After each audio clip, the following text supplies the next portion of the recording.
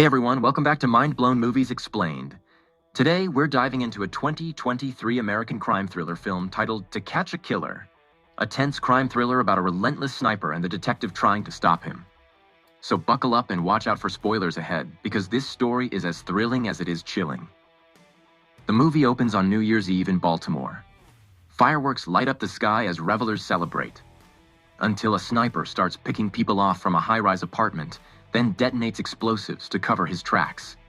Panic erupts, chaos spreads, and the city is thrown into terror.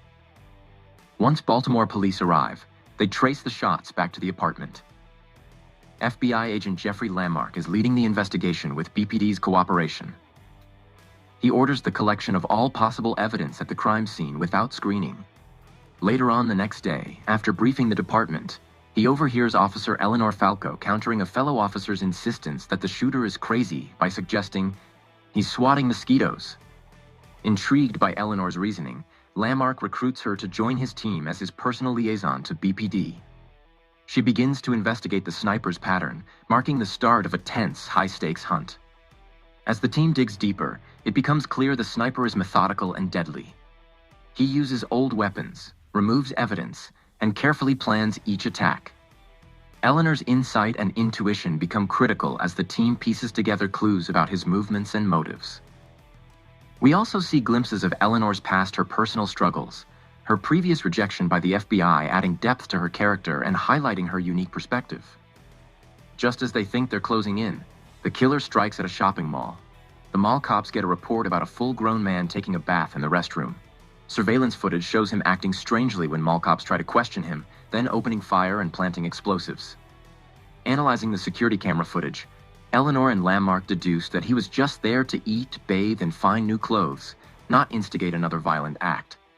However, the confrontation with security led to the shooter pulling an Uzi from his duffel bag, killing the guards and numerous shoppers, then rigging a half-dozen hand grenades to detonate when the SWAT team closed in. This attack makes the danger personal. The team realizes this killer is unpredictable, violent, and always one step ahead. Wait, Eleanor's instincts and investigative skills are pushed to the limit, and internal politics add pressure. The hunt becomes a race against time. After the incident, a provocative cable news commentary show host rails against the violence and invites viewers to call in. One such caller is believed to be the shooter threatens him and his daughter, leading to Lammark's superiors ordering him and his team to arrest the man at a corner store they traced him to. A shootout ensues, leading to the deaths of the caller's friends and serious injury to one of Lammark's team members, Marquand. After further questioning, it is confirmed the caller is not the shooter, but rather a radical making empty threats towards the show host. The Bureau blames Lammark for the failures of the investigation up to that point, and fires him. Upset, Eleanor returns home, where she realizes that one of the individuals they had interviewed previously may have omitted his connection to the shooter. Eleanor brings this new discovery to Lammark, who unofficially questioned Lang. He reveals that he began hiring ex-cons for his jobs when immigrants got too expensive, and he recognized the shooter as a man named Dean he used to employ, noting his veganism, which was pointed out on the surveillance footage from the mall. Lang says he asked Dean about that one day, and Dean explained he used to work at a slaughterhouse in southern Maryland, which turned him off to animal products. With the help of an expert artist, they get a sketch of Dean. Hinat. Eleanor and Lammark then trace Dean to one of 3 slaughterhouses and find one employee remaining who worked with Dean many years prior named Ramona, who correctly identifies his police sketch as Dean Posse. She noted that when they worked together, Dean was bullied by a coworker named Alonso, whom they later discovered dead in the meat grinder. According to Ramona, Dean only served a couple of years for the crime due to lack of evidence.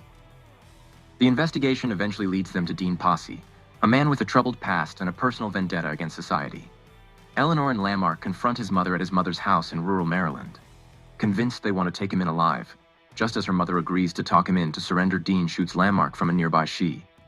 His mother asks Eleanor not to move, then approaches the shed and implores him to surrender or kill himself before taking her own life. Dean then enters the house, and after a long discussion with Eleanor in which he comes to believe she's empathizing with him, he asks her to let him fall asleep and then execute him. She agrees, but when the local sheriff arrives after they got a report of earlier gunshots, Dean believes Eleanor betrayed him and restrains her in the basement. He then begins shooting the deputies. The stakes couldn't be higher. When more deputies arrive as the team, they realize the final confrontation is imminent. In the shed basement, Dean and Eleanor face off. He challenges her morals, asking her to kill him while setting off explosives. Just then, an FBI team, including Lammark's second-in-command Jack Mackenzie, arrive. Eleanor, though restrained, manages to subdue Dean when she bites his neck, leading to significant bleeding. Dean tries to escape, but doesn't make it too far before giving up. Sitting against a wall, Dean is confronted by the large group of officers and raises his weapon, leading to suicide by cop. And the city breathes a collective sigh of relief. The aftermath shows Eleanor being offered a FBI analyst position. She does not accept the offer. She bargains for Lammark's wife to get his full pension and demands she be made a special agent as she doesn't want to be an analyst. Negotiating recognition for Lammark and walking into the future, carrying the weight of the case and lessons learned. And that's the full story of To Catch a Killer, a gripping thriller about one sniper, a determined detective, and the complex machinery of law enforcement.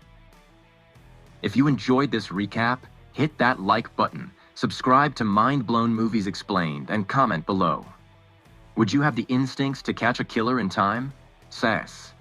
Thanks for watching, and stay tuned for the next movie breakdown because we'll blow your mind one film at a time.